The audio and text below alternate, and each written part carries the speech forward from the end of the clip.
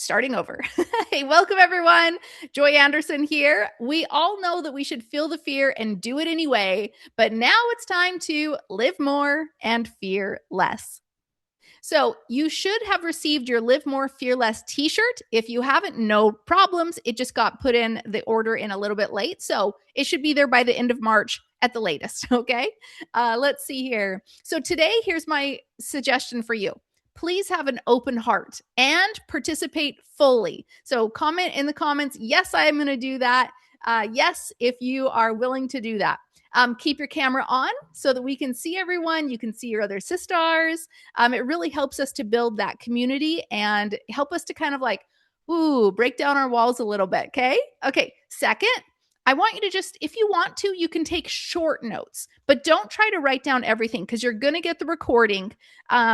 So therefore, you don't need to write down everything, okay? I really want you to just stay engaged. And if something resonates to you, feel free to write it down, but otherwise you will get the recording. Also, you're going to be chatting with your sisters either in the chat or also we're going to go into breakout sessions, which is like where I'll press a button and then you'll go into a little other Zoom room and you'll be able to chat with 5 other of your sisters. Again, this is only Preschool All-Stars here. And you'll be able to chat with them and I'll give you the prompts on like what to chat about. It's really fun, okay? So let's keep going here. So also, please stay to the end. This is a 3-hour session. So that means 2 hours and 51 minutes from now, we will be done on the dot, possibly a little earlier, but definitely not later, okay? And at the very end, I'm going to tell you how you can earn. Yes, you're going to have to earn it. You're going to have to stay to the end, do a couple tasks, okay? You're going to earn your Fearless t-shirt, all right? It says, be fearless in the pursuit of what sets your soul on fire. So write in the comments, t-shirt, if you're going to be earning that t-shirt. It's free, okay? There's nothing that you have to do to pay for it or to earn it. It's all free fun stuff. Okay. All right. As you know, here we go. So I love that. Now, the biggest question that you might be asking yourself as you're coming into this today is like, Joy, I have given you my 3 hours. Can this change my life? Right? Like I asked you to come in with an open heart. And now this is truly asking this question. Can it change my life, Joy? Yes, because what you're going to learn has changed my life. I don't say that like lightly. Guys, I do not say that lightly. The 7 lessons, not 8, the 7 lessons that I've learned in the past in the past 1.5 years have completely changed my life. They have saved me from, and I put this in quotes, but it is absolutely true. They've saved me from the depths of misery and endless woe. If you have followed me for any number of years, past 1.5 years ago, you have seen my ups and downs, my battles, and it saved me, okay, for the past 13 years. These lessons have brought me to the healthiest and happiest version of myself where I'm also stable, right? Physically, mentally, and emotionally. On top of that, even better, my husband and I have been the happiest we've ever been in the past 1.5 years out of our 18-year marriage. Okay, that says a lot, right? So happy. It's like the honeymoon stage all over again. It's amazing. Even though, and even when we've still had our fair share of trials this past 1.5 years, I've been able to still find lasting happiness every single day. So I'm so excited to share this with you. Say here for it if you're ready for this. All right, let's keep going. So, but to truly help you understand how far I've come, you need to really see how bad it was, okay? So this is my before story, all right? 1.5 years ago, this is the day that I started. All right. These are the pictures from that time. That is literally the outfit that I wore to the blue and black skirt there. That's the outfit that I wore to go get a job at a school. And that was the day that everything changed. That picture on the left-hand side right here of me smiling with my glasses on the left, that is my first day at that job. And the picture on the right is one where I was out with my family. Now, my before story. And let me know in the comments, just say, feel that if any of this resonates with you, okay? I pretended to be happy on the outside. You can see my face. I am smiling in every picture, but I was miserable inside. I was unhealthy.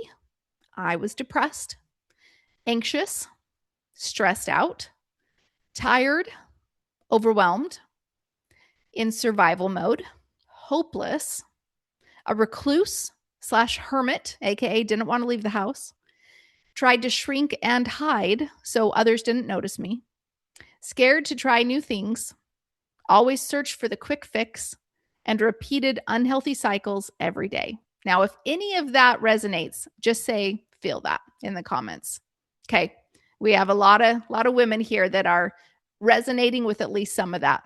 I am so glad you're here. Now, at that time, here's a little story time for you. And you may have heard this, but now I have pictures to back it. At that time, my husband, 2 kids, and I went to California to go to Universal Studios. Now, because I was a hermit, though, I would usually stay home in Arizona, and they would go travel the world and all their adventures without me. I had a Zoom meeting that morning. So the plan was they would go ahead to the park, and after my Zoom, I would get in an Uber and meet them there. But the truth was, I had no intention of meeting them there after my Zoom. I was scared out of my mind of traveling alone in the first place, so I planned on eating cookies and watching shows.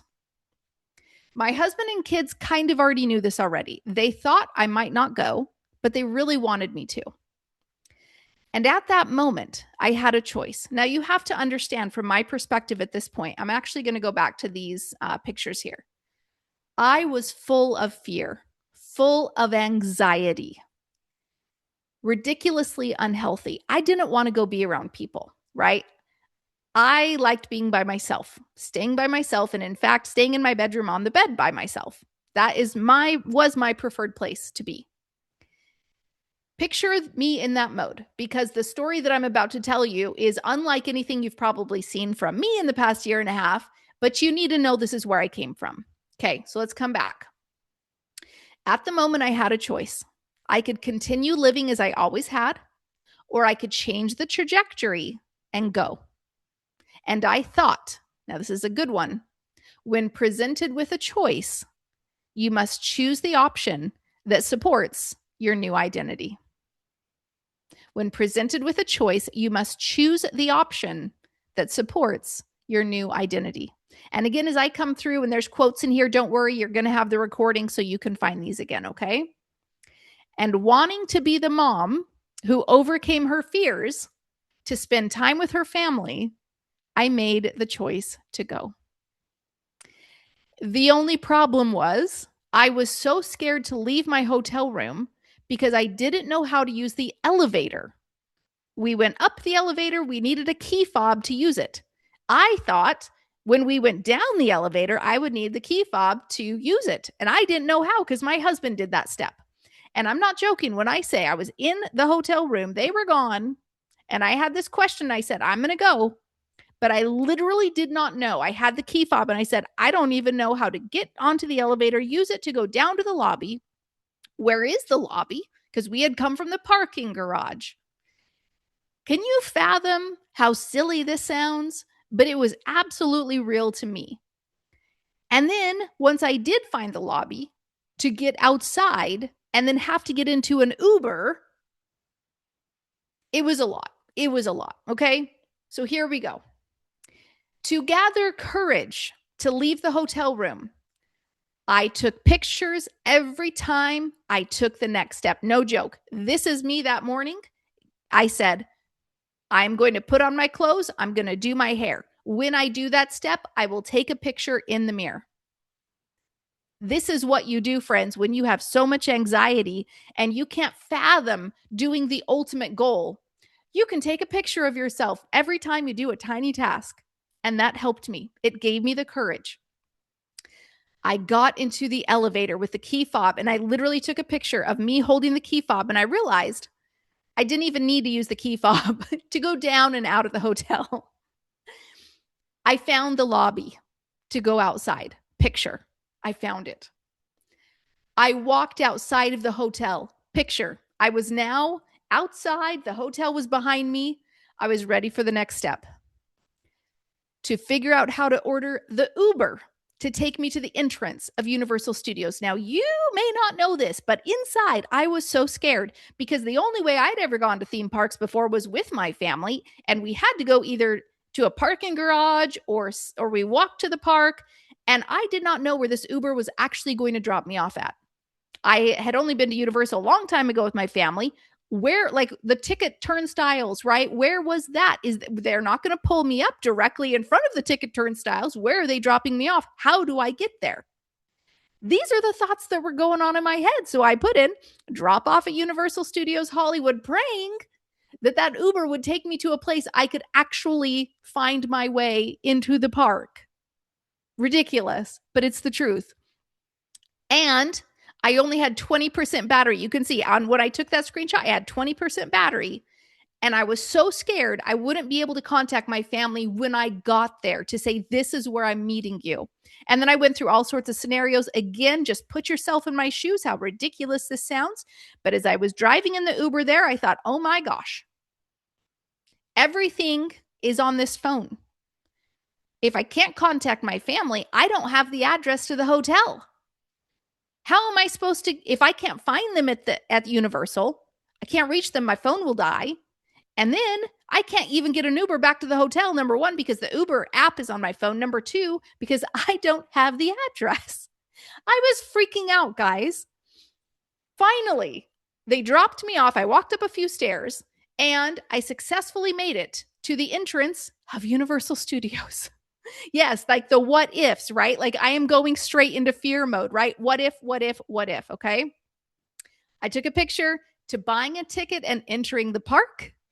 Woo! I found the world, and that was an easy place for me to then tell my husband, I am at the world. I am sitting on a bench. I am waiting for my family to find me. And they did. But to be honest, they were so shocked that I came. I mean, absolutely shocked. After learning these lessons in the past 1.5 years, I have come a long way. From not being able to leave the hotel to actually going bungee jumping last month. Let me show you the experience of bungee jumping. Now, you should be able to see that. Not sure if you'll be able to hear it, but we will attempt that. Just post in the comments real quick, bungee, if you guys can see the bungee over here, so I can know. Good, we're ready. Okay, and enjoy this of me bungee jumping in Queenstown, New Zealand, off a bridge.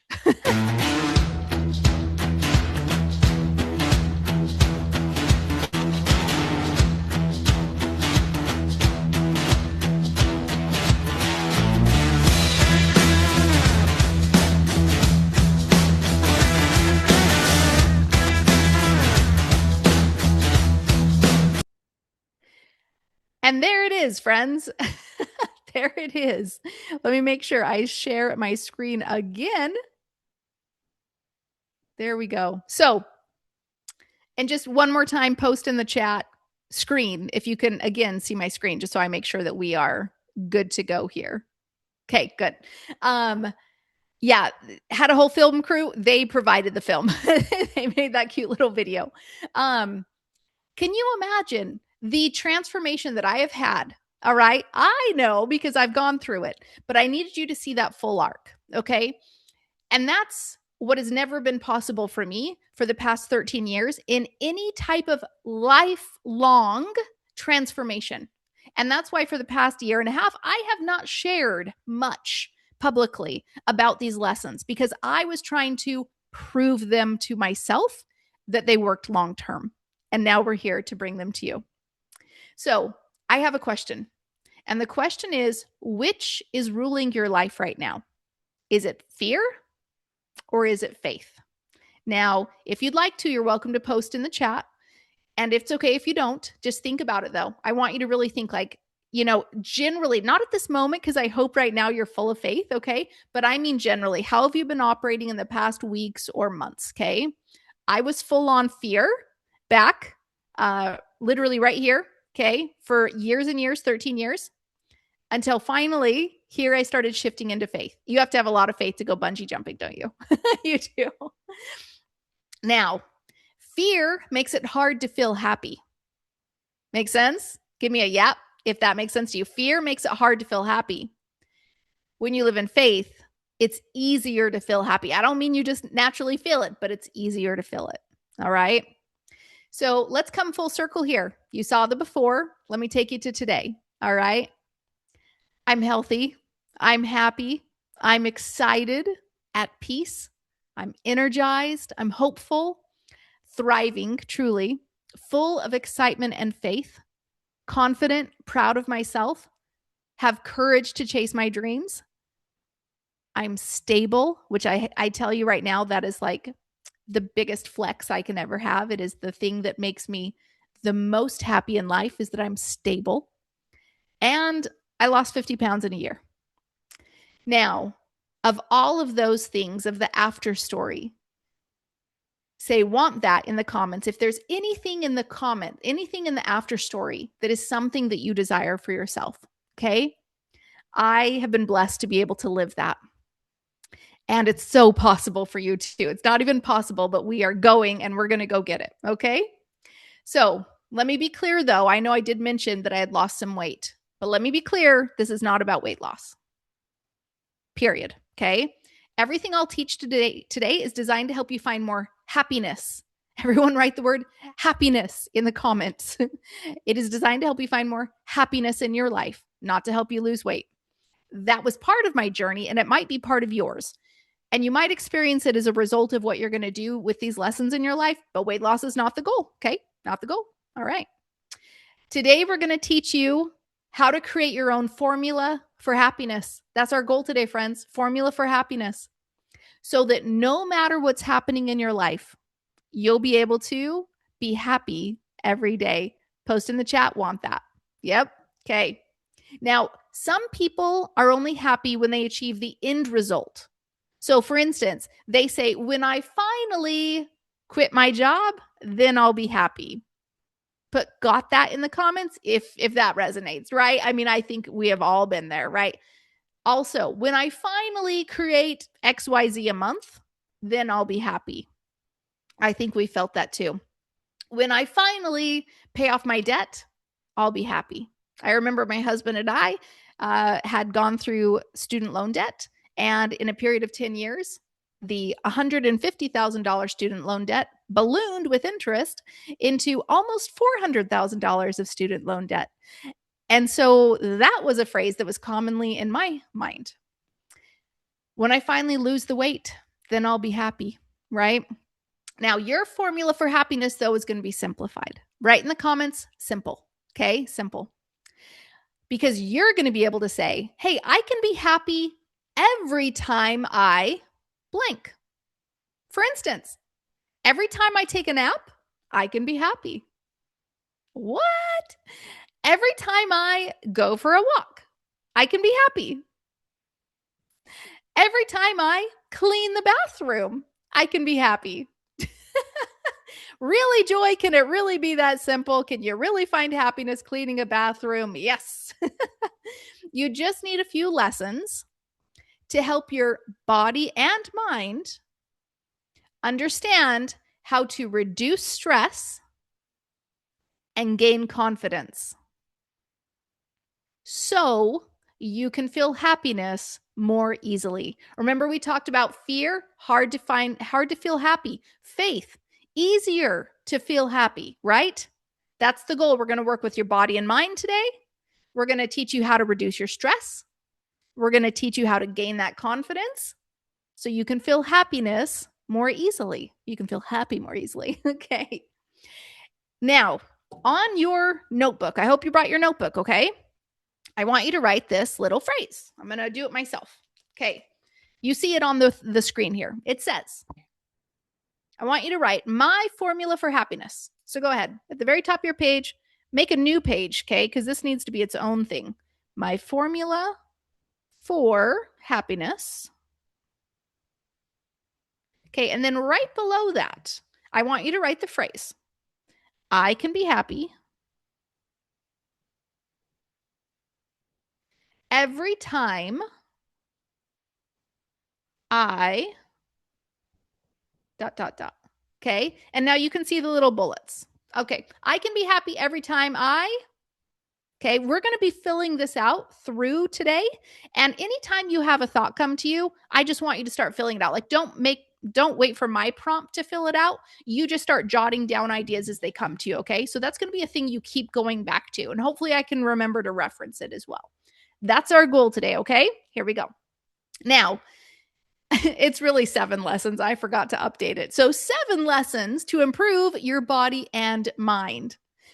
Now, this is a phrase that we have talked. This is not a lesson, okay? But this is just like we're getting into it, but this is not the actual lesson. You've heard the phrase happy wife, happy life. Put yes in the comments if you've heard that phrase, okay? Happy wife, happy life. Okay, I've heard it too. Now, I have another phrase for you.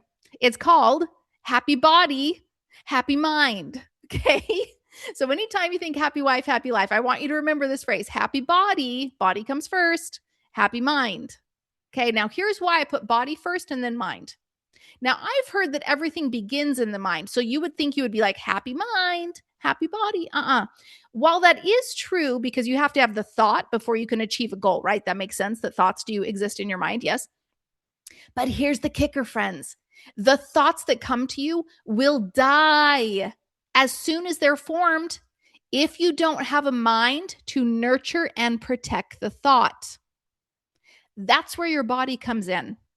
When your body is happy, aka healthy, also happy, it creates a mind that is open to new possibilities. It's full of faith and ready for challenges. So I present to you that we start first with the body and then the mind naturally comes along. Okay? Oh, 1 second there. So I said first we're going to work on our body. All right? Second, we're going to work on our mind. All right? Okay, so let's get into this. First, we're going to work on our body. Okay, now, are you ready to dive in? Post in the chat, dive in. If you are ready to dive in, okay? Are going to jump in. 7 lessons. You guys are welcome to write these down, but well, yeah, you probably should write these down. So use a new paper, okay? New page, turn it around. And your first lesson, just put in number 1, okay? And it's going to be called 4 More, 1 Less. 4 more, 1 less. Remember, we're talking about the body today, okay? This is actually one of my favorite things we're going to be talking about. So I just, and I told you that the body is what we're starting with. And therefore I will tell you that the body is what completely changed my entire trajectory of all of this, of my entire 13 years. And here it is. So we're going to write these down, okay? No, we're not, because you're going to see them later. I will go over them, but don't worry. Every time I put one, we'll be writing them down anyways. But that way you can have notes in place or whatever. Okay, 4 more, 1 less. Here we go. More sleep, more protein, more water, more movement, less of the less nutritious foods. Got it? 4 more, 1 less. That's pretty easy to remember. Okay, we're going to write them down later. So let's keep going through it. Now, you may be saying to yourself, Joy, I cannot do anything more. Are you kidding me? I just want you to do a little more than you did yesterday, even if that's 1 minute of something, just a little more, just one little thing. Okay. I remember there was a popular influencer woman, and she would say, just get up 1 hour earlier. Like it's not a big deal. And then you can just be so productive and do all these things. And I'm like, that's the opposite of what I want you to do. I want you to get more sleep. Okay? Please don't sacrifice your sleep. No, thank you. And in fact, before you get scared, let me tell you, this is not about, remember, we're talking about body, okay? Some body things. This is not about being perfect. All right? Perfectionism, get rid of it. Okay? This is not about going all in or nothing. If you have ever thought about things you've done in the past, there's a plan, isn't there? And it's, you got to follow the plan or you don't get the results. Okay. And you got to go all in or you're screwed, right? There is a great quote that I heard that said, if you can't do it your entire life, you shouldn't do it for a day. Now, in that regard, it was talking about food and such like that, but I don't know. It probably applies to a lot of things. It probably doesn't apply to some things, but anyways, you can resonate with that. Yeah. Say, yep, in the comments. Okay. So Also, it doesn't talk, it's not follow. Okay, this is not about following an exact plan. I did not have a plan. I'm not giving you a plan. I'm going to give you some ideas. There was no exact plan here. Okay. If you came for like some recipe list or whatever, I don't got it.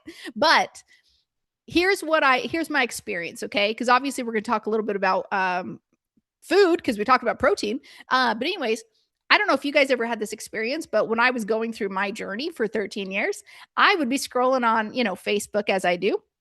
And as the algorithm knows you, it starts to serve you the things that it thinks will be beneficial to you, right? It's like, oh, you like learning about recipes. Oh, you like learning about exercise. Oh, you like learning about weight loss. Oh, da da da da da. And then it starts giving you more and more. And then what I started finding myself was I was going down some rabbit hole, and Facebook kept giving me all these videos that was like, you should eat eggs because XYZ. And then the next video would be like, you should not eat eggs because XYZ. You should eat potatoes. You should not eat potatoes. I mean, it was literally like all over. Say yes in the comments if you guys have had a similar experience where it's contradictory. Everything you see about exercise, health, it's contradictory. It's like, you should walk. No, don't walk. You should run. You should lift weights. Don't lift weights, blah, blah, blah. Okay. Everything, and it's designed to keep you so confused. So therefore, all you want is the plan, right? You're like, okay, I don't know what to do. Please just tell me what to do. Problem with that is the most things that we would go seek out for, they're not helpful. They're not realistic. They don't, you can't do them long term. Okay. Now, what I did notice though, as I was coming across all these videos, there were several things that would keep coming up over and over that like weren't really contradicted. Okay. It was like things that just kept being like, people were like, they were just constantly being like, these also are important things. Right. And I was like, okay, hey, I can get behind that because it seems like most people recommend that. I can get behind that. Okay. So it's not about all that stuff. Okay. It's not about a plan or perfectionism or all in. What it is about, changing your trajectory. Okay. Changing your trajectory. So many of us have started from zero and we're like, this is my life, but I don't want it. I'm going to go opposite of it this way. I'm turning around in my chair if you can't see me. And I'm going to go the other way, 180 degrees. Because if I was eating this and it wasn't serving me, it wasn't being very healthy, I'm going to not eat that. I'm going to go the other way and go eat all these different foods. If I was not moving, I'm going to go the other way and I'm going to go exercise 3 times a week or whatever it is. Okay. It's literally like everything you're doing in your life, you're completely changing it, right? Like 180 degrees, because you're like, I want the complete 180 transformation. And from day one, I will do that. I will do everything differently. I think we all know what the problem is with that. Your mind rebounds because it's like, I don't know what you're doing. I don't like this. Please go back to where it's comfortable. And boom, by day 2, 3, 5, we're back to what we were doing before. Okay. We're not going to do that. We're not going to do that. You know what we're going to do instead? We're going to just change the trajectory of where we're going. All right. In the direction that we want to go. So if our goal is to get to the 180, okay, we're going to change it just a little bit. We're going to be like, hey, I was doing this, and you know what? Maybe I'll just change a food or two, right? Like maybe I'll just add in a little bit of movement. Maybe I'll add in some protein, right? Like, and we're going to talk about this in a minute, but it's just changing the trajectory tiny bits. Okay. So, and some of you are maybe like, that even still might be a lot for me, but you know what you can do? You can change it 1 degree. You can just make one choice today that's different than what you might typically do. One choice. Maybe go walk for 5 minutes. Maybe walk around the house. I remember, guys, with my step counter, I would get almost no steps. I mean, I don't know what number, 500 maybe, because all I did was like stay in the house. I would just walk around the house if I was lucky to get out of bed that day. So I don't know, 100 steps. And the moment that I went out and I got a job, I was hitting like 2,000 steps a day, right? So that's not the goal, though. It's not the goal to go add 2,000 steps. But, the goal would be, hey, can we add a couple more steps today? Right? So anyways, that's the idea. Change the trajectory just a little bit. Because here's the thing. These little tiny successes you're going to feel so good about. And then they start stacking. And I didn't do a slide of this, but the idea is you change 1 degree now. Guess what? Maybe in a week, you change another degree. And we just keep going. And maybe the next, month later, you're changing 5 degrees. And you're just slowly making these changes over time. And I didn't put a slide of this, but I want you to think of the idea of a ship. Think of a huge ship, okay? A huge ship. How long does it take from going, we'll go this way, from going from zero, going the straight ahead, to turning all the way around and going the other way?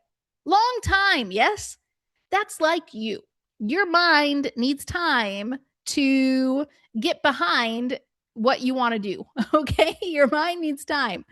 And so think of yourself as a ship, all right? You can't just flip over and be like, I'm going to go the other way. It doesn't work like that. I want you to constantly think about, just like a ship, you're going to slowly start moving toward the directions. Good. I love that. Thank you, Lori. She is much more technical than me. Lori says a ship uses its rudder to change directions, but it's not immediate. You're amazing. Okay, so let's dive in. Now we can write.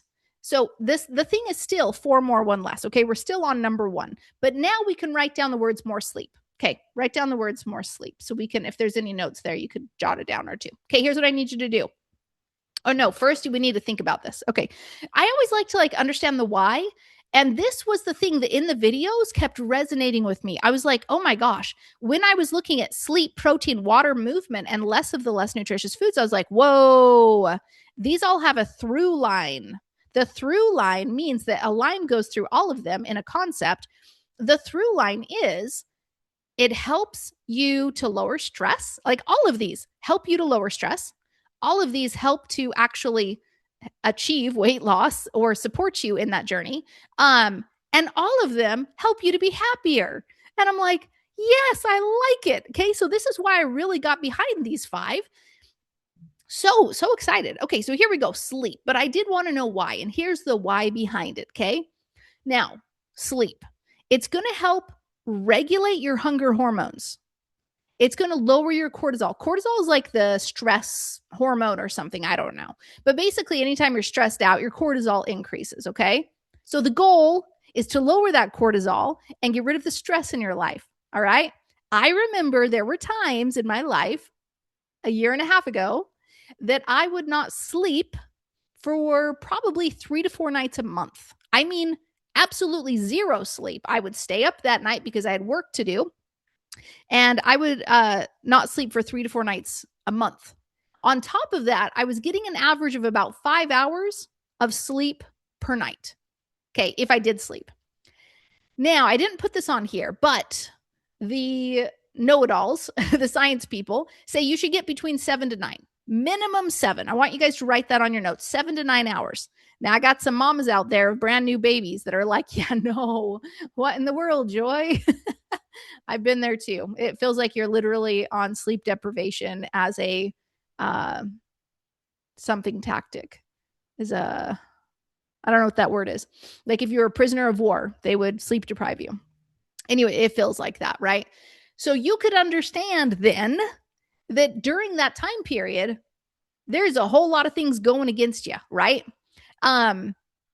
It helps. So sleep helps to reduce your overall stress, decrease the cravings, make better decisions. So again, if you don't get enough sleep, which cortisol and stress stays high, it's going to increase your cravings. Like that's point blank number 1. Okay. So I was like, oh, I think I should get more sleep. That sounds like that might help me. Okay. Now I have an activity for you. I want you to get your sleep tracker paper. Okay. Sleep tracker. And I want you to look, if you did it, look at the number of hours you slept the past 7 days. And if you didn't get it, the sleep tracker paper, no worries. Okay. I just want you to write that down now. And it could be totally general. Just think like, what's the average number of hours I think I sleep? Like most days, I might sleep from X hour to X hour. Okay. Just kind of like do the math in your head and put that number down. All right. So what I need you to do now, we got to find the average for the week. Okay. So you're going to add in all those hours. All right. So you're like, okay, Monday, I slept 6 hours, Tuesday, 8, Wednesday, 5, whatever it is. Add up the 7 days. You got a big number. Then I need you to divide them by 7. Okay.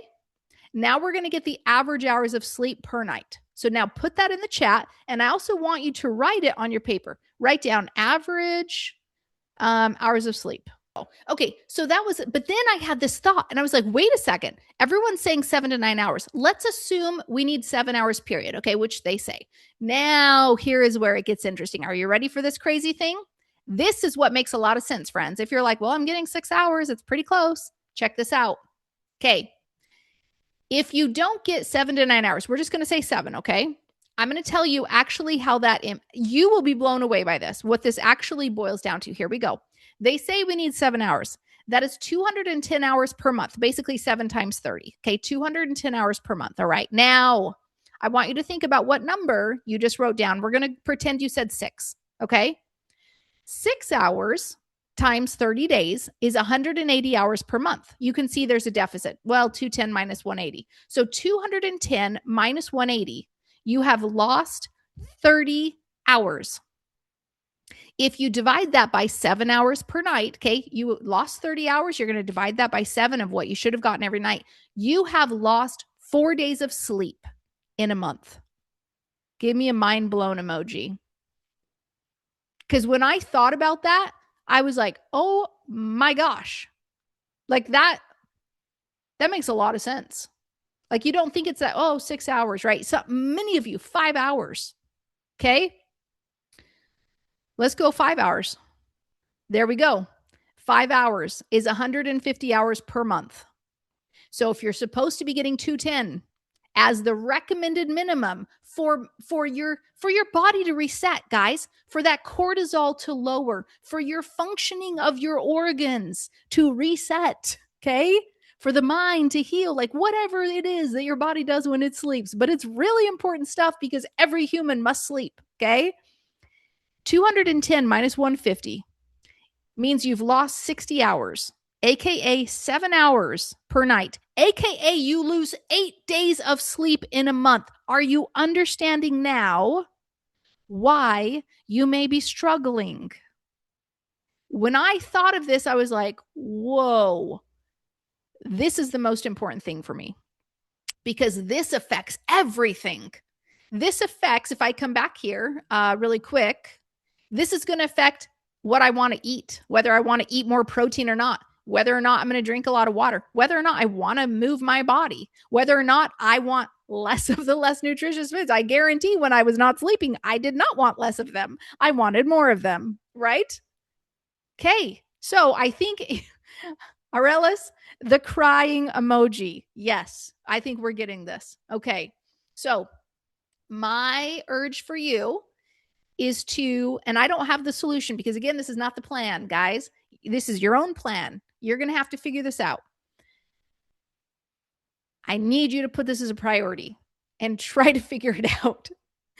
Maybe we can come up with ideas together in Preschool All-Stars about how we can get more sleep. But I guess at the end of the day, I need you to understand the priority of it, okay? That so much is damaged in your entire life for lack of sleep. It comes down to that. Number one, that is the one thing that everybody kept saying over and over and over. Sleep, sleep, sleep is the number one most important thing. And that is why I'm sharing it here as for you. Number one. Okay, let's continue. So number two, we're going to talk about more protein. Now, my friends, write that down, more protein. I will tell you if there is one thing here besides more sleep that I could impress upon you. Oh, they're all so good. They are all so good.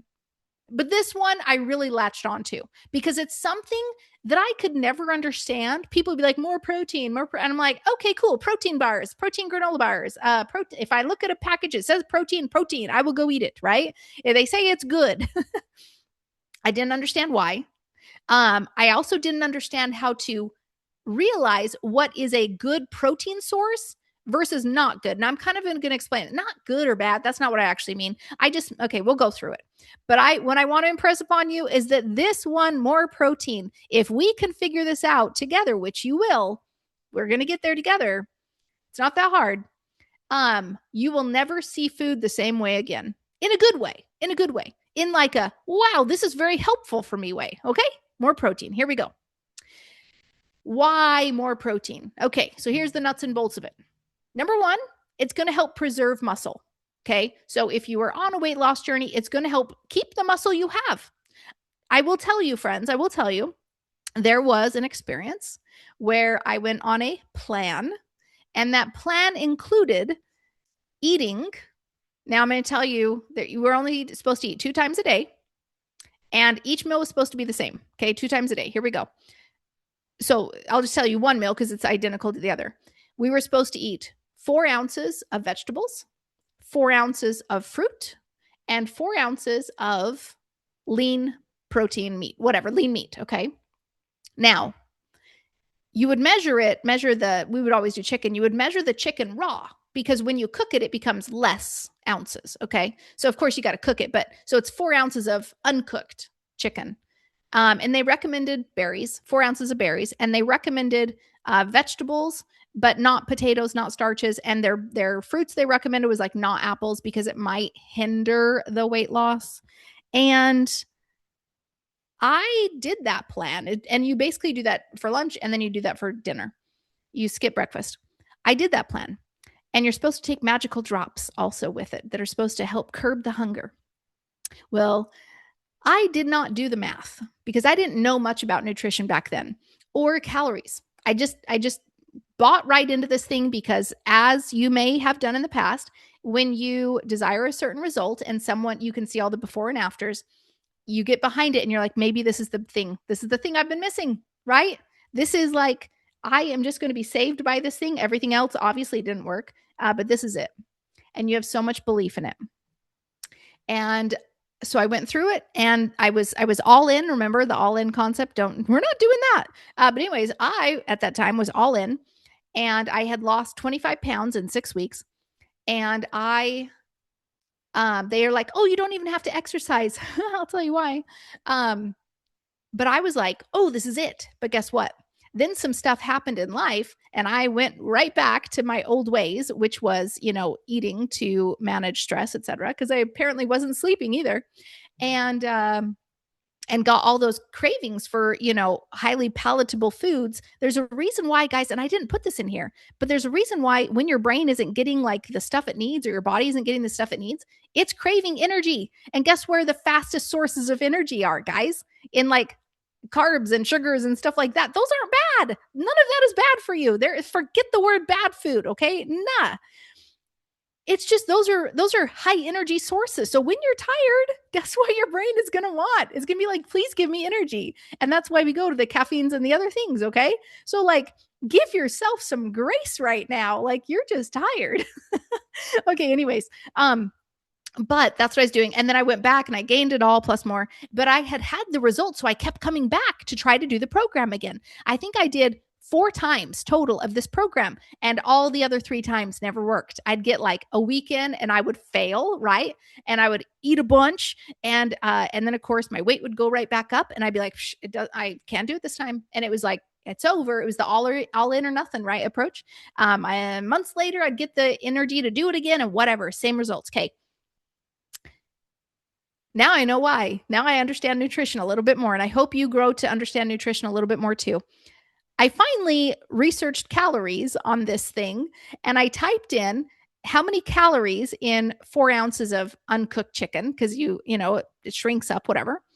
How many calories in 4 ounces of berries? How many calories in 4 ounces of vegetables, right? Green beans or whatever. And of course, I times that by 2 because there was a lunch and dinner. 400 calories, friends. 400 calories per day I was eating. No wonder they don't want you to exercise. You would have no energy to do that. No wonder they don't want you to eat apples because they have a few more calories than berries. I mean, I was first shocked and then I was very mad. I was mad and I get mad sometimes at the people who have these plans and they restrict you. And I am just so frustrated that, but the truth is those are quick fixes. And my friends, you don't want to hear it and nobody will sell it because it's not sexy and it doesn't sell. But the truth is, it's this kind of stuff, the stuff that you've probably already heard about, the stuff you probably know you should do. But little tiny changes add up. Just little tiny changes, guys. We're not going to go for the 180 transformation. We're just going to do a couple of cool things to add it to our, body and help ourselves feel better. This is not about weight loss. Okay. That was my journey, right? This is just going to help you feel happier, period, right? That's what we want. Okay. Anywho, so preserves muscle. It keeps you fuller longer. Yes, we need that, right? We need to feel full. Okay. Stabilizes blood sugar, reduces cravings. I'm here for that. Maintains strength and energy. Also, you burn more calories if you digest protein. So, anywho, okay, good stuff. Apparently, it's just really good. Now, again, remember I was like, but I don't know what's a good protein source. Like, protein is protein, in my opinion. Cool, I'll just go eat a bunch of protein. Okay. Until I learned a special, it's not even a formula, it's just an add a zero. Okay. A rule. I call it the add a zero to the rule, or add a zero rule, to see what is low calorie and high protein. That's the goal. If we can get a lot of protein for less calories, that is amazing, because then we can eat more food during the day. Does that make sense? Yeah. Then we can eat more food. I'm here for that. So, and it'll keep you more full. So here's how we do this. Now, just go with me. Okay. It's going to take just a little bit while we kind of run this through, but, you will never look at food the same way, in a good way. Okay, so here we go. You'll be like, wow, why didn't I know this? Nobody taught me this, okay? I'm teaching you. So add a zero. Here we go. Okay. So we're just going to go through a couple lines and I'm going to go through examples. I have food over here to kind of show you how to read nutrition labels. Okay. Some foods have more protein than others. The higher the protein, the lower the calories, the more full you're going to be, the more you can eat, okay? So we're going to add a zero, number zero, to the protein to see if it's a good protein source. Stay with me. We're going to do a for instance. Okay. I don't have it here, but I'm going to give a for instance. Now there's 3 categories: not so good, good, and great. Okay. I'm just going to kind of go through that. Not so good, good, and great. All right. Now the not so good, you guys can write this down. Write down like not so good. Okay. Not so good. And I just want you to write down 10 grams, 10G, 10 grams of protein, and then write down 200 calories. Okay. Now, roughly, this is an example of peanut butter. Okay. I love peanut butter. There's nothing wrong with peanut butter. Guys, there's nothing wrong with any of the foods.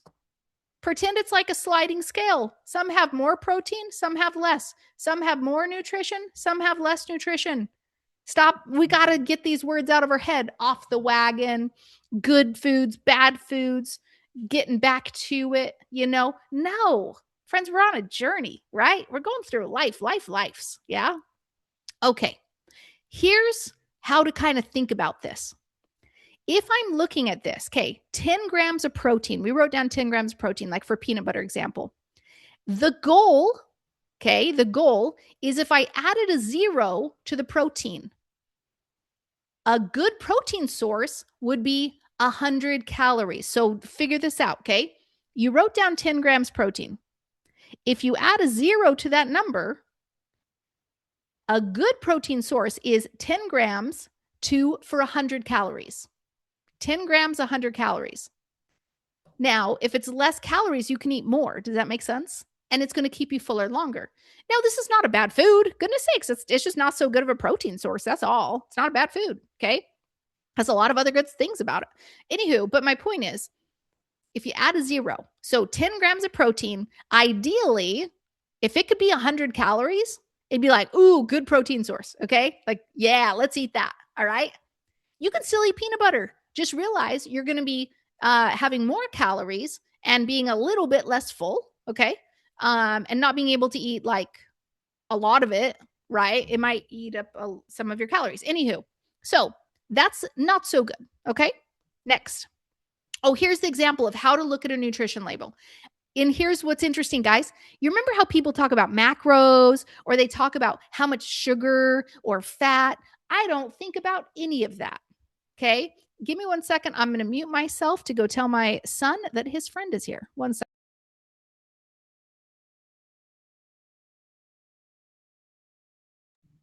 Good. Okay, so let's go back to, I'm supposed to pin myself. I think I forgot to pin. No, I'm pinned. And speaker view. Anywho, there we go. Okay, peanut butter. is just not so good. Okay, so I don't care about anything on the nutrition label anymore except for two numbers: calories and protein. Can I tell you, this has just made everything so easy in my life. So easy. Okay. Yeah. Okay.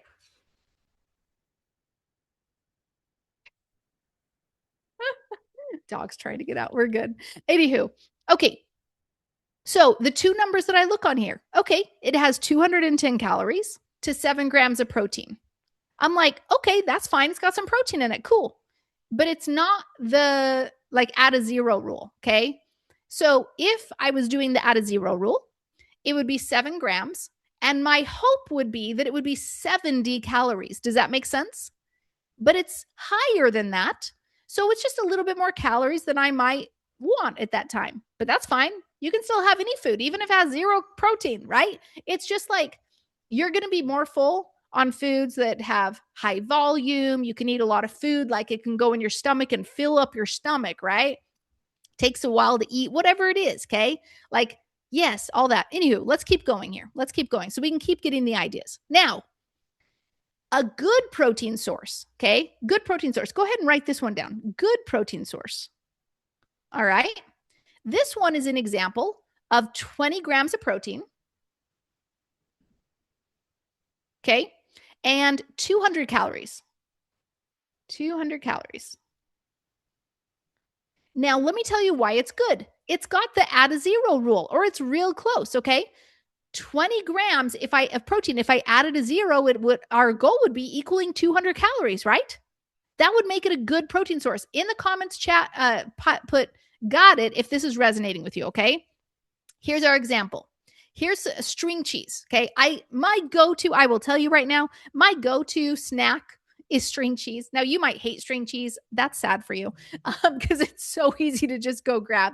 But if I just need some protein and I'm just like needing some food real quick, I will go get my string cheese. Of course, I eat a bunch of other stuff, okay? I'm just saying this is one of my go-to foods. Why? Because it's a good protein source, okay? Meaning, if you look at the protein, it's got 7 grams of protein. And the goal would be, is it 70 calories?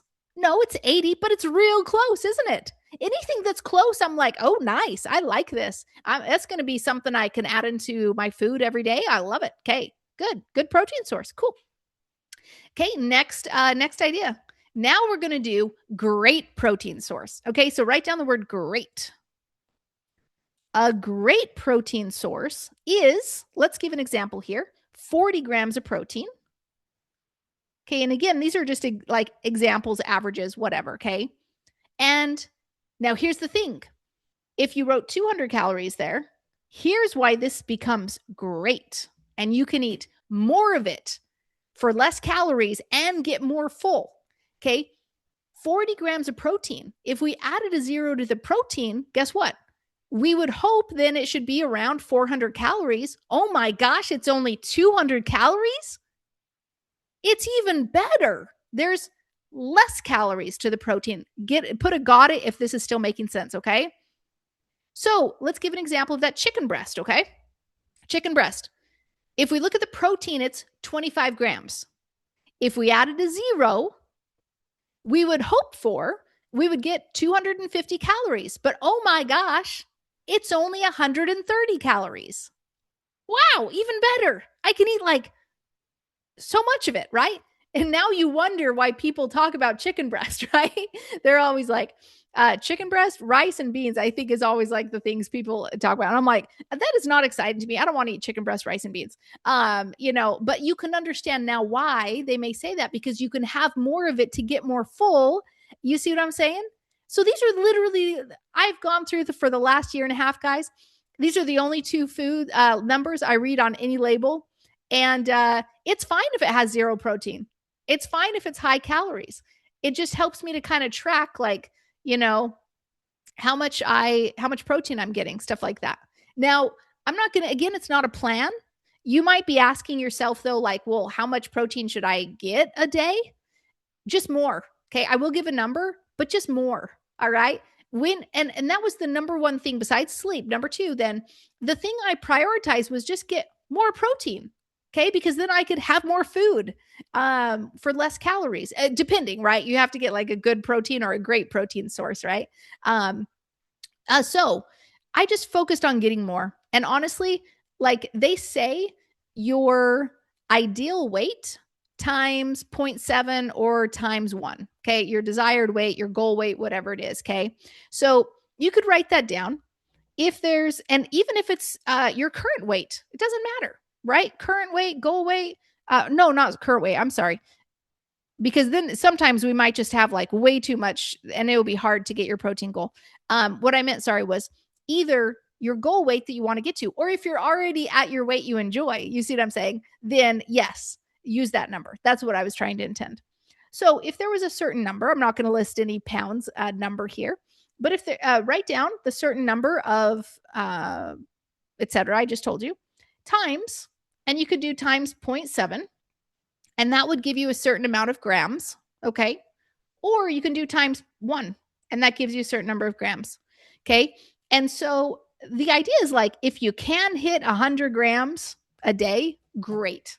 Now I'll tell you, I didn't hit 100 grams a day for like a year, because I didn't even really, you kind of got to pay attention to it, to get 100 grams. I just tried to get more, and I would hit maybe up to 50 sometimes, 60, even 70. I think I probably maxed out for the first year. But so I hope this is helpful. Write in the comments helpful. Okay. And again, it's not like if you don't get that number of grams, oh no. No. Just add more protein, guys. It's literally the number. This is one of the things that nobody contradicts. It doesn't have to be meat. It can be anything. Oh, I'm going to, before we do this, we're going to have an activity. Okay. I want you to think, but don't do this yet. Don't leave. Okay. But in a second, I'm going to have you get 5 items from your pantry or fridge that have nutrition labels that have protein in them. Okay. But don't do it yet. I'm going to give you some examples of what I just grabbed in my pantry. Okay. Now I'm going to give examples of what, let's see. Yeah. And like I probably was eating maybe 25 grams a day of protein, if I was lucky. Some days, obviously, probably 5 to 10, because all I would eat, it would just be treats. But even in M&Ms, there's still protein. There's still protein in ice cream. So you start realizing, and there's not bad foods, guys. There's no bad foods. Okay. You might have less protein, and then you might go into like, I'm going to have more protein, and you might have lots of calories one day or many days, and you might do less calories different days. It doesn't matter. Okay. The goal is to be happy. The goal is to be happy regardless of the scale. I don't care about the scale. I started being happy on day 1 of my journey. You know why? Because I made a choice. I was like, I'm going to eat more protein today. And I grabbed something that had more protein. I was like, boom, I did it. Okay. I'm going to get more sleep today. Try to take a nap, even 15 minutes. Boom. Okay, great. There's just so many things that we can do. And when we just do one thing, right, we can feel so happy. We don't have to do all these things. I'm just giving you examples, all right? Just examples, things that I've learned, but they've taken me a year and a half. You're not going to do them all in one day. You're going to just be like, hey, today I'm going to, every time I sleep more, I can be happy. Every time I get 15 more minutes of sleep. Every time anyways, okay, here we go. So this is very interesting. You'll go around the aisles and you'll look at things and it'll say protein, right? And so my eyes always, protein. And so anytime I see protein, I'm like, oh, I should go get that. Now, here's what's interesting. Protein. Okay. Here's what's interesting. I'm actually going to pull up this. I forgot to do it. Let me see if I can do M&M nutrition facts. Click on one of these, maybe a peanut, probably, because that's going to have more protein. Give me 1 second. I'm just trying to look up the nutrition fact really quick. Come on, nutrition. That's ingredients. Typically, it'll pull it right up. There we go. 40. Nope, that ain't it. That was like a whole bag. Okay, here we go. 130 to 1. That maybe wasn't it. Let's try this one. 150 to 3. Nope. Apparently M&Ms don't have very much protein. Anyways, let's go back. Okay, so I'm screen sharing. I'm recording. We're still good. Okay, here we go. Anywho, I was like, yay, protein. Okay. So I go buy protein bars. I'm like, yay, I'm doing great. And here's what's crazy. If I look at the label, okay, you can't maybe see this, but there is 200 calories and there is 10 grams of protein. Now, cool, 10 grams of protein. That's great. It's a not so good protein source. It's still got protein, so yay, but it's not the so good. Okay. Good would be if it was 10 grams of protein and 100 calories, right? Then I could have two of these. Okay. But it's 10 grams of protein to 200 calories. So it's not so good, but I still get some protein in there. Okay. But it's important when you see protein, you'll be like, oh, yes. But you have to remind yourself, like, maybe it's not so good protein source. Okay. Now, my husband is really enjoying these. Quest chips, Quest anything is a really good protein type of a thing usually. So sorry if it's kind of noisy. Try to make it not too noisy. The protein on here, can't see it, but the protein is 20 grams. So you would hope that, okay, maybe if the calories are 200, right? 20 to 200 because you added a zero, but the calories are 140. Oh, I can eat even more. Okay. So I like that. Okay. So that's a good protein source, isn't it? And even it's a great protein source because it's even more protein than what we talked about. Okay. These are just my favorite drinks personally. Orgain. If you guys like Orgain, they're at Costco. It's plant protein, creamy chocolate. Yeah, I like it. Anyways, this has 20 grams of protein. So this is not the whey. Sometimes WHEY, sometimes that doesn't sit well with people's stomachs or dairy, etc. So I enjoy these ones because it's plant protein. 20 grams of protein. So you would say, oh, 200 calories. It's 160 calories. It's great. Okay. So great. I love these. Tuna. Now, I don't like tuna just eating it plain, but you could add it to sandwiches, right? By the way, a sandwich is a great protein source. If you get like bread that's got a little bit of protein in it, cheese has protein. So even like, I might not be great, but it's a good or maybe not so good, but it's still got protein in there. Anyways, oh yeah, any sandwich. You could add ham and whatever, right? Great protein source. Here we go. Tuna. 17 grams of protein. So this is kind of like your chicken and stuff like that, right? Meat. 17 grams of protein. So you would hope for 170 calories or less. 70 calories. Really good. Great. Yeah. Okay. Now this one, I was like, we don't really have a lot of junk food that we keep in our house. Of course, trust me, I still eat ice cream and chocolate and all sorts of deliciousness. I do try to keep it out of my house, except that's not always the case because we occasionally have stuff in our house. But so we don't always have a lot of foods that like are like this. Okay. But for instance, this was something that my husband brought home one day because he's like, we could make this really quick. It's creamy chicken and biscuits. Okay. So chicken, great, right? Well, let's just look really quick at the protein. So the protein is 9 grams. So then you're like, okay, if it is, you're just going to add a zero. So if it could be 90 calories or less, I don't think it's 90 calories or less. This one is 420 calories. Okay. So it's not going to keep me full very long. That's the difference. Okay. High calories, low protein, not going to keep me full very long. That's our goal. Let's stay full. Now that's that. Here we go. Let's go to the next screen. Activity. Right now, I'm going to give you 2 minutes. Okay. You're going to rush off right now. Everybody off screen, go get 5 items from your pantry or fridge that have nutrition labels that have protein in them. So just grab stuff and be like, does it say a protein number? Cool. It doesn't have to be a high protein source. I just want anything that has protein. It doesn't matter if it's high protein or anything. Just go grab them right now. 2 minutes. Okay. Goodbye. Get 5 items and we will wait for you to return. 5 items.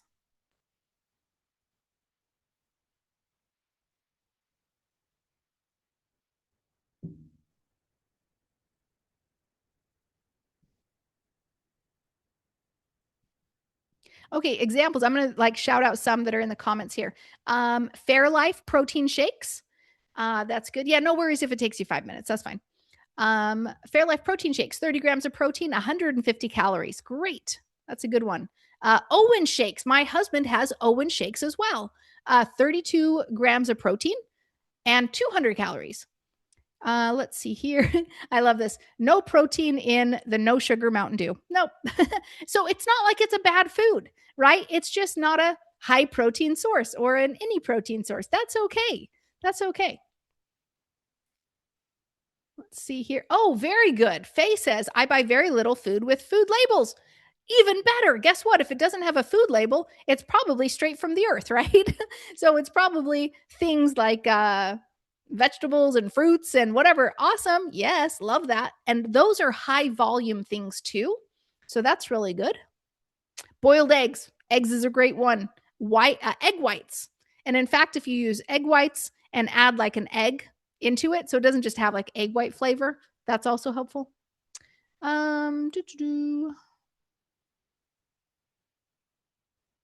Okay, good. So now write down more water.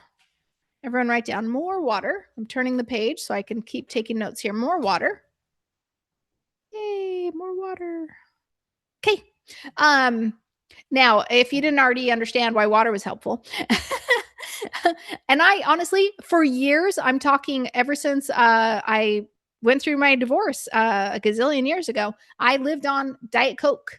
Diet Coke, friends, was like I drank zero water. I'm not even joking. I never drank water. I drank Diet Coke all day long, every day for probably, I don't know, up until years ago. I think I stopped drinking it maybe 3 years ago or something, because it's what I call like my, I don't know, like a trigger food. Well, it's a drink, or it's also, I call it a gateway drink or a gateway food. These kind of foods or drinks that kind of get me, because the moment I start drinking or eating something that's like my gateway or trigger food or drink, it's like, oh, I like that, but I also want this with it, right? Or that leads me to that food or that drink, etc. And so anytime I'd have Diet Coke, I would want the sweets or the hamburgers or fries or whatever it was. It would just go perfect. It'd be like my perfect little meal. And so anyways, I gave that up several years ago. But guess what? There's many people who still have Diet Pepsi. I guess Diet Pepsi has 0 calories. But anyways, if that's what you want to do, go for it. Yeah. It's just my thing. I just don't, but it's not a big deal. Right. And again, just look at the calories, right? There's many people who go through life and absolutely love their life because they live on the diet sodas. Go for it. Okay. But also please drink water.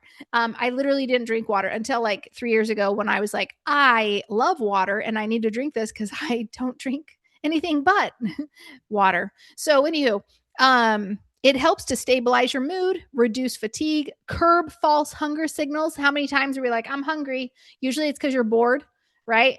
Or you don't want to do something. So you want to go get food because it's like you just want something to do. So you don't have to do what you should do.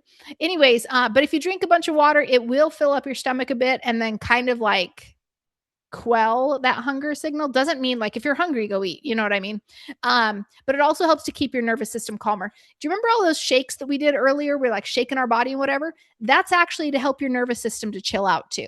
So anytime, and probably you'll never do this because I never did, because even though I know it, but if you're starting to feel super stressed, what you can do is you can just start shaking your body like crazy and it should help you feel a little bit better. Interesting. Even mild dehydration raises cortisol. Remember, that's the stress thing, and increases perceived stress. So water, please. Even if you drink other things, please drink water. Now, the question is, well, how much water? How about just more? How about more than you did yesterday? Okay, that's a great choice. Drink a little bit more.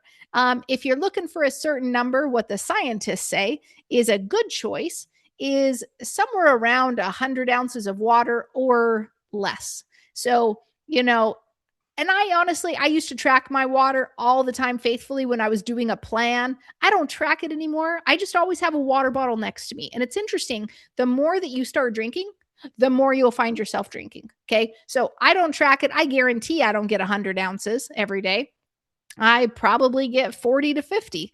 On a good day, I might get 70. I don't know, but get more. Just drink more. That's it. All right. Yeah. Cool. Here we go. Next up. So there's nothing you really need to know other than that. More movement. Okay. Now, lest you think I'm talking about exercise, I am not, friends. I just said the word movement. Okay. Do you remember how I went from being like a recluse who like hung out on her bed all day to like, oh, I have a teaching job. And therefore I'm walking to school, I'm walking around the classroom, I am walking more. Okay. I remember even at time periods when I still was a recluse, not a teacher, but I would just go out for a 15-minute walk. Now, again, you're like, I don't got 15 minutes, Joy. That's okay. Just a little bit more, walk around the house a little bit more, park your car a little bit farther away from the entrance to a grocery store, whatever. Okay. A little bit more. Okay. Now let's go into this. Why is movement helpful if you didn't already know? Well, movement, especially walking is great. Okay. It helps to lower your cortisol again. Remember, cortisol, key ingredient that we don't want in our body more than needed. Like, let's get rid of it whenever possible. Okay. It's going to reduce stress. It's going to boost your mood. How many people, after you get done with a walk, you're like, or you're on a walk and you're like, actually, this was a good choice. Like me, whenever I go on a walk, I'm like, wow, there's a sun out here. There's like life out here, right? It naturally elevates your mood. Okay. Manage your cravings, enhances sleep. Because guess what? You got some extra calories burned. You got your body's a little bit more tired, even a little bit from some movement, right? It's going to help you sleep a little bit better. Okay. Calms the nervous system without overstressing. Cool. Also, yeah, awesome, Lori. For water, half your body weight. Excellent. I think I like that better than like the 100 ounces. I think that 100-ounce actually goal was probably related to a plan that I was doing. I actually think that's accurate. So I love that better because it seems way more attainable. Half your body weight in ounces. Also, if that's still too much for you, then don't do it, right? Just get more. Yeah. Just get more. This is still lesson number 1. Don't worry, we're going to go through the other ones faster. This is less, so write this down, less of the less nutritious food. Now, guys, I think of things as a spectrum. You got high protein on one side, no protein on the other side. You got nutritious on one side, that's nutritional, right? Like it's got a lot of nutritional things for you. And then you got less nutritious. It's all food. So we got to stop putting blame and shame and playing all that game. But and not saying bad and good foods, okay?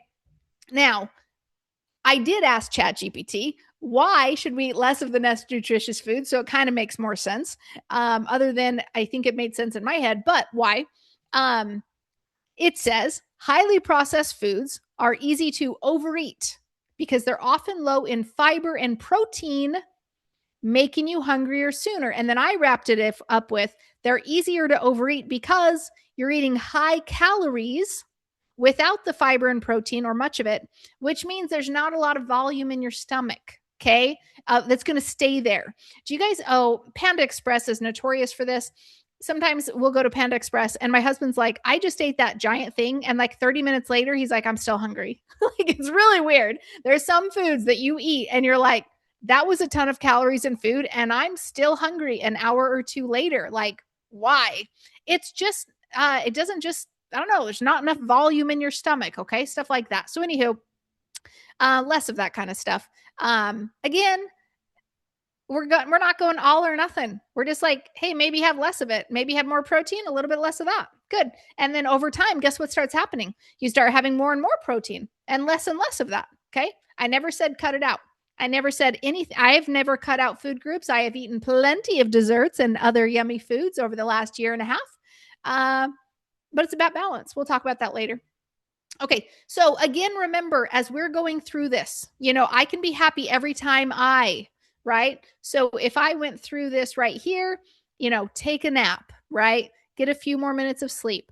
Although that's one's hard to kind of track, but eat a high protein food. Drink water, and then of course you can put a bunch of stuff, stretch my body, take a walk, get some extra steps in, stuff like that. Okay. So great. So again, you're just going to be kind of like building up this list, with stuff that you've already been thinking about. Anytime you think about anything, just jot it down. It doesn't have to be on this lesson or anything. Let's keep going. Now we're going to work on our mind in no particular order. There's like 6 more of these lessons. Here we go. Number 2, I need you to keep promises to yourself. Let me see if I have anything on there. Okay, keep promises to yourself. I'm just going to give an overview of this because there's a lot of other good stuff we're going to do. Keeping promises to yourself. Okay, it's one thing to like say you're going to do things, it's another to do them. Have you ever felt, have you ever like, remember the concept of eating the frog? And you're like, yes, I need to do that task. And but you keep pushing it off, okay? And you push it off for so many days that soon it feels like it's so overwhelming, right? And then it just feels like this giant task. And yet, when you finally get around to doing it, aka crunch time, right? Then you actually get it done really quick, right? And maybe it took 15 minutes, but you actually thought it would take you 3 hours. Ever had that? Give me a feel that in the comments, okay? That's just how it is. We don't feel good about ourselves when we do that, do we? When we say we're going to do this, but then we don't do it, it just doesn't feel good with us, okay? But I'll tell you, if you say you're going to do something and then you do it, man, you feel good about it, don't you? Put in the comments, yes, if you can, I mean, any day, right? Any day. And I don't mean like eat certain foods. That's not what I'm talking about. I'm like talking about tasks, right? It's like, I really need to call that doctor to get the appointment scheduled today. I'm going to do that. And then you do it. And you're like, it feels so good to be like one thing off my to. I hate scheduling doctor appointments. I don't know why. It just is. So anywho, you feel good. Now, here's how this comes into play with keeping promises to yourself. Every time you say you're going to do something and you keep the promise, you build confidence. You begin building trust with yourself, okay? That therefore, the next time you say you're going to do something, you're starting to stack all of this trust on each other. You're building confidence and confidence to keep going with that, either the same kind of idea or additional things or new opportunities or whatever it is. You're building that confidence, okay? However, the more times that we say, I'm going to do something, and then we don't, every single time we start, where did my camera go? That went weird. Let's try again. Standard speaker went all weird. Okay, anywho. Then your confidence starts getting shattered. Okay. Then you don't start feeling very good about yourself. And so even if they are tiny, I need you guys to keep promises to yourself. Maybe we don't make giant promises to ourselves. Never go all in. I just don't do it. Okay. You will break that promise. You cannot go all in on stuff. All right. Meaning like you have to do it all 100% or nothing. Okay.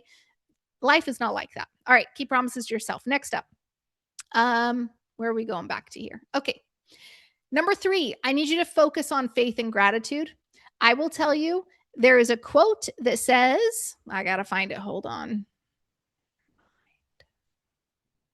Is one of my favorite quotes because it truly represents a giant time period in my life. John Milton's book, Paradise Lost, says, the mind is its own place, and in itself can make a heaven of hell, a hell of heaven. And I didn't show that on the screen. Anywho, the point is, whatever you focus on, you're going to go find evidence of. Okay. So if I'm focusing on, like, I'm going through traffic and all I'm focusing on is like, oh my gosh, that person just cut me off. I mean, this is actually not what I do, but I imagine some people do this. Anywho, and you can start finding these well, let's not give a weird analogy. It doesn't represent me. We'll just go with the real analogy.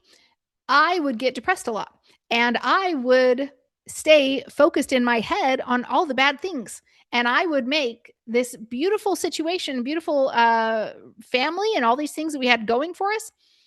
And I would just focus on all the negative. Okay. And that was my life. And I stayed in this like bubble of hell that I created, right? When I could have looked for, and with gratitude, looked at all the blessings in our life. The exact same scenario, right? But completely different perspective on it.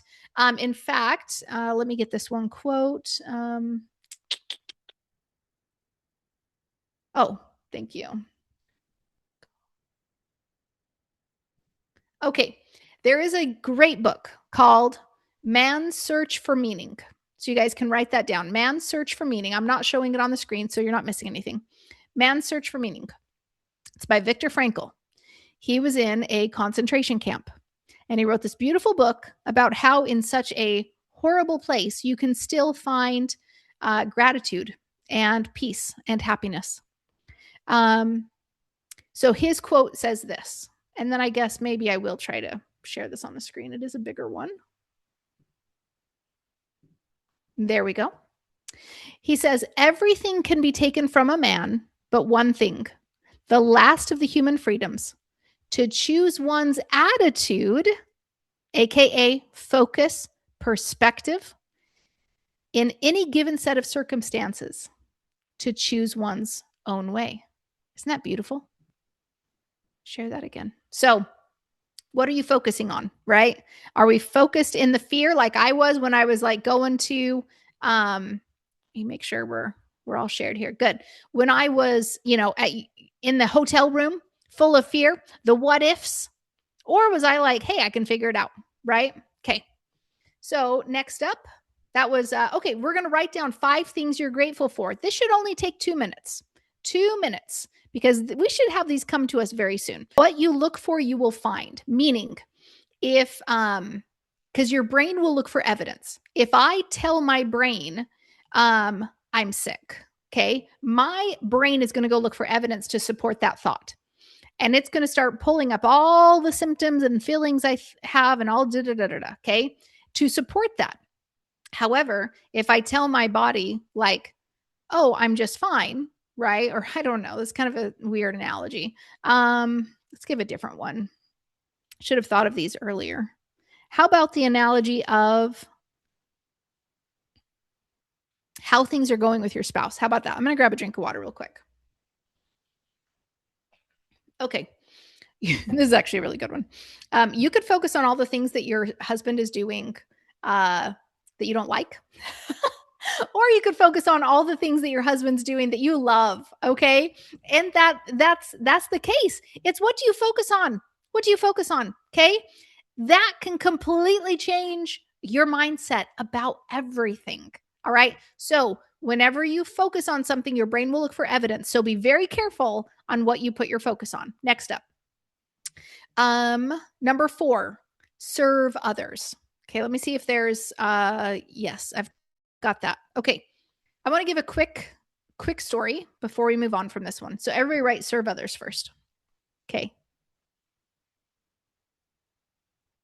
Now, later we're going to talk about how service is my love language, aka I love to serve people. That's how I show love, that's how I receive love. But regardless, even if that's later you learn that's not you, that doesn't matter. Service is the number one way that we can get outside of ourselves. In my depression, it is a very selfish period. Now, I don't mean like, oh, I'm so selfish. Like if you're depressed, you're so selfish. That's not what I mean. And maybe there's a different word. Self-centered. Do you know what I'm saying? All I could deal with was myself. Just keeping myself here. It's a very like there is no one else outside of this world other than you because you live in your own head.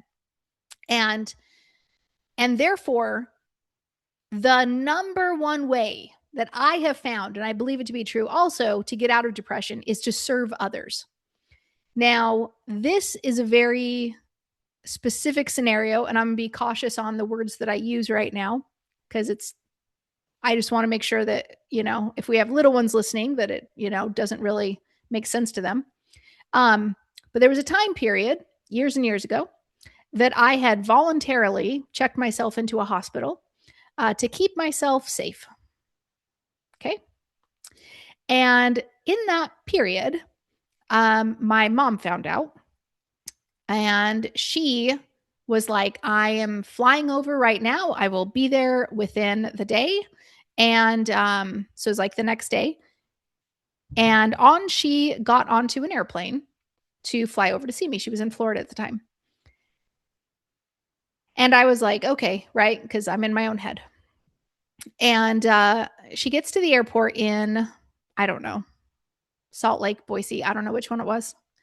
And she somehow in the airport fell. Now, my mom is a little bit older And this was a while ago, but regardless, she fell in such a way that she thought she had broken her leg. Now, here is my mother coming to be with her daughter in a moment of crisis. And she's in the airport trying to get to me. And she thinks she broke her leg. She's probably, I think, in the Boise airport. Anywho, that's right. How did she get to the hospital? I don't know how she got to the hospital. I don't know if somebody picked her up. I literally don't remember. I was kind of out of it. Anywho, so she got to, I think, the same hospital as me, or maybe a different one. Like I said, I literally don't know any details other than what I'm trying to get at the truth of this statement. But when I found out that my mom was possibly in a broken leg scenario, and the goal, of course, is to get me out of the hospital, and then I was going to be home and she was going to be there. But now all of a sudden, she is going to be way off worse than I. And like, I need to take care of my mom now. Like, how is that going to work out? How am I going to get her around? Does she need a wheelchair? You know what I'm saying? Like, I went into fixing mode because I needed to get outside of myself to serve her, to help her. Now, my mom doesn't fall, like, ever. And even many years later, doesn't have an issue with that. Is it possible that in that scenario, she fell and that was the one thing that would have gotten me out of my mind? She didn't do it on purpose, obviously. But I think about that often because I can't go into any more absolute real scenario where when there is such deep depression and a scenario happens that the only way that I got out of that depression was to help someone else who needed help, and how instantly that happened. And I've never forgotten about that. Thankfully, she did not break a leg.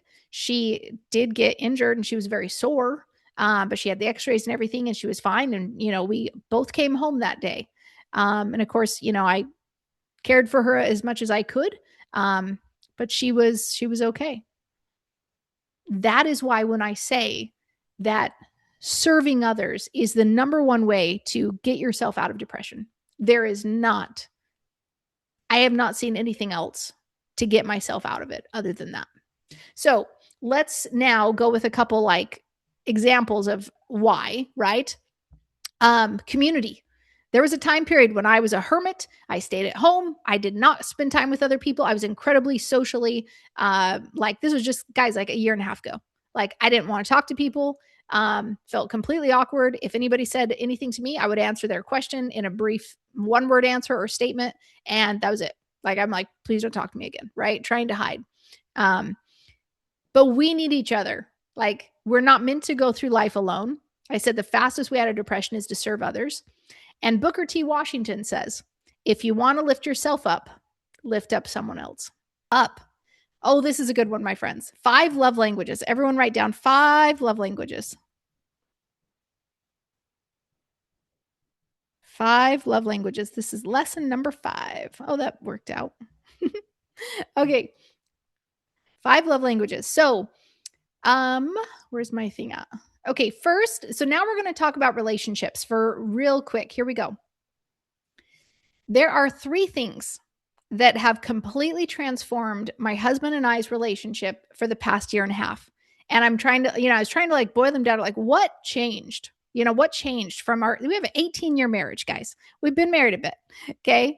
And how have the last year and a half been so happy? I'm not saying the other 18 years weren't great, or 16 and a half, but they certainly were. But man, we had a lot of ups and downs. And how have these been just absolute best? Like, it's as if we're back in the honeymoon period. How?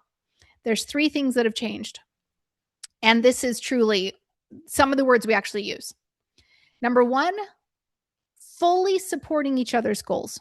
And I mean fully. Some of these goals might make no sense to you, but they may mean everything to your husband. And so getting on the same page What are your goals? What are his goals? That is so key. Now, if you are not married, that's okay, right? So, like, think about your friends, think about your family, right? Like, how can you also use these elements into that as well? Number two, same team. Now, we're raising kids together, right? We got kids. And so, this phrase, um, same team, has been so, we've said this so many times. We've got teenagers, and we sometimes have differing opinions on what should happen in any given scenario. But at the end of the day, we can come to a conclusion with both of us, and we say same team, right? That's just the thought that goes through our process. Like, if we're working out a disagreement or anything and anything, period, same team. Because that reminds us, hey, we're married. We came first before the kids, right? We will still be here after the kids are gone. Same team. Pardon me. Finally, safe place. And these, again, are the same words we internalize. We say to each other, I'm so glad you're my safe place. Thank you for being a safe place. When he comes to you with concerns, with other things, with heavy things, right? With whatever it is, are you a safe place for him to bring these to you? Is he a safe place for you to share your thoughts to him? How can you get there? How can you have these same things that, like I said, for these three things have changed everything? Obviously, this is like great. And you may be like, okay, well, yeah, no, we're in a rough place right now, things like that, right? Like, I get that. I'm going to have you still think of these in your head, though. How can you use these in your marriage? Okay. Or in a friendship or family relationship now, or in a children's relationship, right? These all apply, don't they? However, well, also, there is the next thing I want to go to. And this is, we're going to talk about the 5 love languages. Now, this was an idea we had years and years ago. I don't even know how it came about, but there's something called the 5 love languages, and it's a quiz, and I'm going to have you take the quiz in just a minute. But this phrase of, I felt loved today when you ... You know how sometimes we can get into like, well, you didn't do this and you didn't do that and you did this and whatever it is, right? This is actually a good you statement, because it requires you to think about something. And we say this every single night for years and years. We've done this, I think, since 2021, probably 5 years. So we say this every single night. We hold hands and we say this to each other before we go to bed. I felt loved today when you ... Because two things. Number one, it requires you to think through the day and also notice throughout the day for times when they do something that you felt loved. Okay. There may be days, and there have been days, when we have gotten to the end and we've just had a ridiculous day, or we've hardly seen each other that day, or we've had a rough day together, whatever it is, that it sometimes, very infrequently, but sometimes you really struggle to get anything there. And you just might say at that moment, I feel loved right now as we're talking, right? Whatever it is. But it makes you think through the whole day, and you're paying attention through the whole day, because guess what? You know that they're going to say the same thing that evening about you. So you're consciously going through your day trying to do something nice for them that they may feel loved by. Okay. And guess what? Just a few nights in, and you don't both have to do this together, by the way. You can simply say this yourself. Like, you don't have to make this a thing between you and your husband. If you feel like, hey, that's just not going to work out right now, that's fine. You can do this yourself. Hey, I felt loved today when you ... Be grateful. Share the gratitude. If you both do it, here's what's really cool. You will start recognizing, as he will as well, how you guys both receive love. So here's the funny thing. I started saying things like, every night I'd be like, hey, thanks so much for taking the car for an oil change. Hey, thanks so much for picking up the water softener salt, which is giant pounds of whateverness, right? Hey, thanks so much for cleaning the house when we were getting ready for the, family or whatever it is. I started saying things like that. And because that's how I receive love. When people serve me, that's how I feel love. Okay.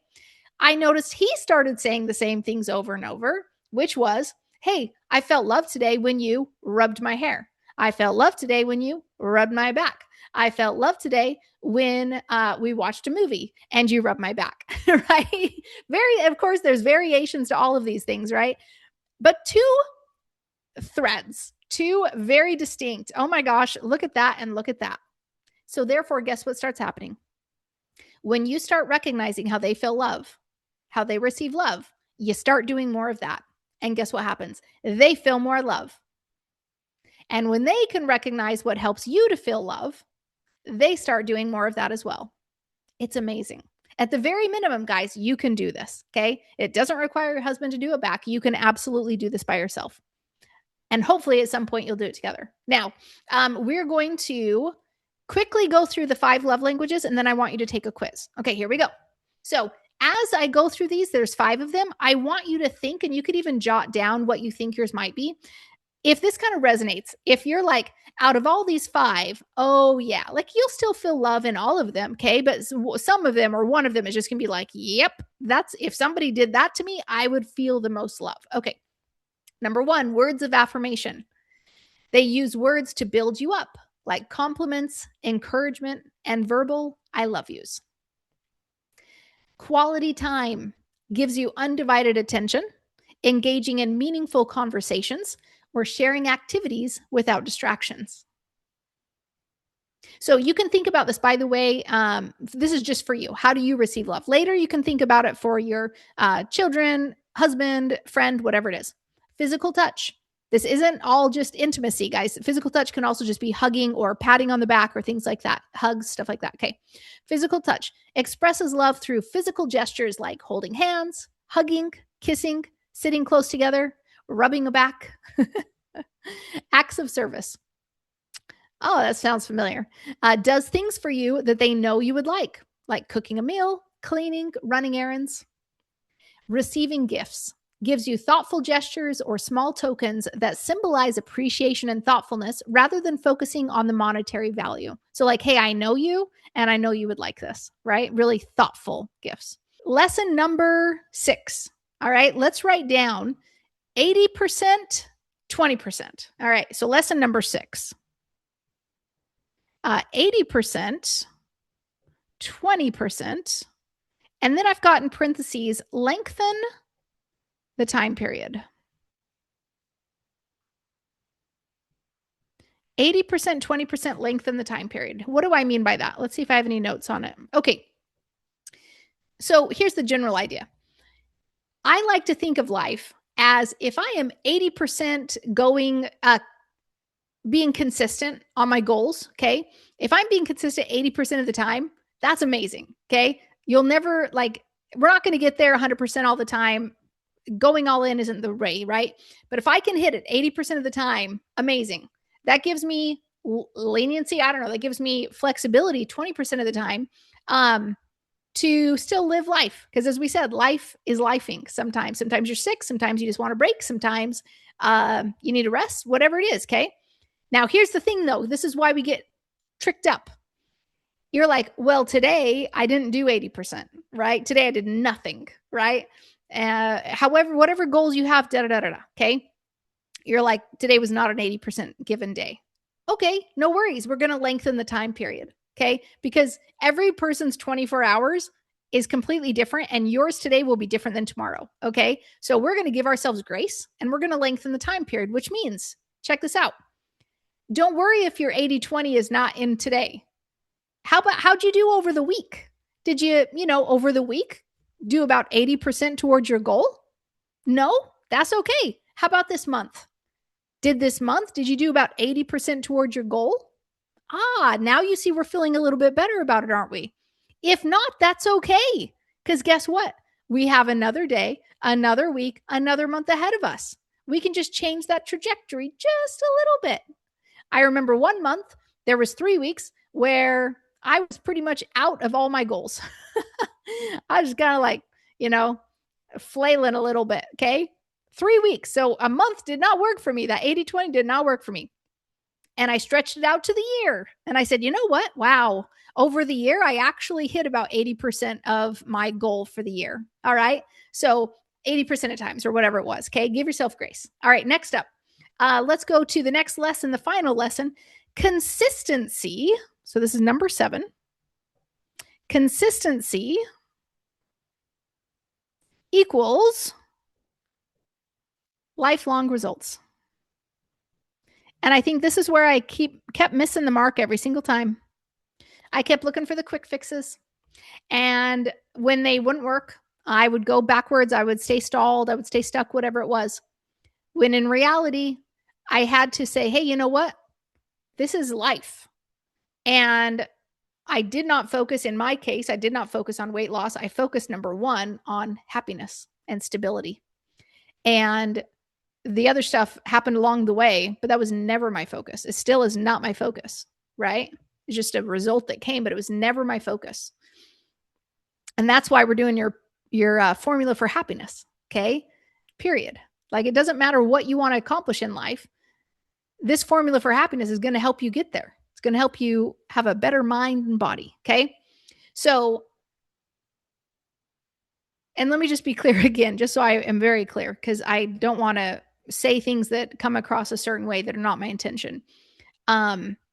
Weight loss doesn't need to be everyone and anyone's goal. So I just want to be very clear about that. That's not ever my intention. Okay. Thank you. So, consistency. So I don't know if I have notes on here. So first, create a goal. We're going to set a plan with actions like, hey, this is my goal. This is how I'm going to accomplish that. I have to do these actions. And then I'm just going to be consistent, right? You're going to go through seasons where you're going to be super locked in, and you're going to go through other seasons where you're going to rest for a time. All right. Life will be lifing, but keep going back to the plan. That's a phrase I say to myself a lot. Keep going back to the plan. Go back to the plan, whatever that is. Okay. Because that's where that, we maybe deviate from the plan for a bit. Okay. We're not falling off the wagon, whatever it is. Okay. We are just deviating from the plan for a little bit. That's fine. Our trajectory started going, whoop, let's go back to the plan. Start bringing it back. Yeah. As soon as you're able, as many times as it takes. As many times as it takes. All right. I've been in this for 1.5 years, and it's this mindset that allows me to keep going lifelong. All right. So you're going to wake up one day and you're going to be living the life that you prayed for. And that's where I've been. And it is beautiful. And I want that for you. The beautiful thing is, friends, you can feel happy literally today from day one. I guarantee you felt happier today by the minute that you make a commitment to yourself, make a promise to yourself, and keep it. Okay. You're just going to start feeling happy and confident. Okay.